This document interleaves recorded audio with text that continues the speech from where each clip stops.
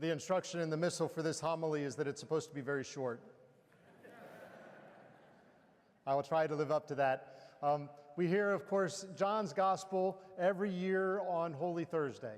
It is not the Gospel of the institution narrative, where we hear some of that in Paul's reading and the second reading today, but it is where Jesus gets up from supper, bows down, and washes the disciples' feet.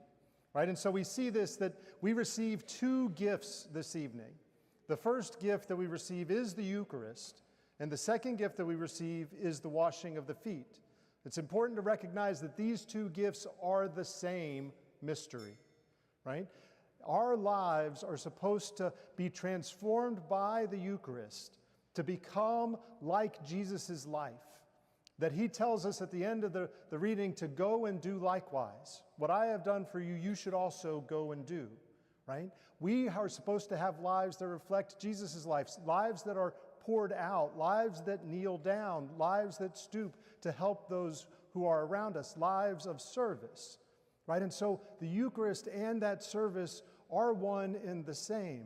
Jesus does something surprising in the celebration of the Passover meal. He takes bread and wine, blesses it, breaks it, and gives it to the disciples as his body and his blood. But he does something even more surprising in John's Gospel, which is where he gets up from the table and kneels down and washes the disciples' feet.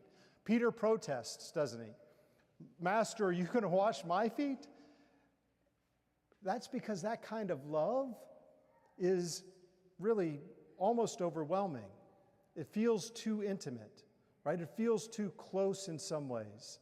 It feels too humbling to have the Lord and Savior bend down to wash us, to wash our feet. And yet Jesus says, unless I wash you, you have no inheritance with me, right? In other words, if we are going to live a life like Jesus lived, we have to be loved this way. We have to let our hearts be touched by his mercy and his grace. And so as we receive these two gifts that are one mystery today, may our hearts be touched by that love of Jesus who loved his disciples to the end, right? That he loved them to the end. He loves us to the end as well. And so we receive this Eucharist tonight, recognizing that we are called to go and wash the feet of others, not just to admire what Jesus did and not just to remember what Jesus did, but to do it.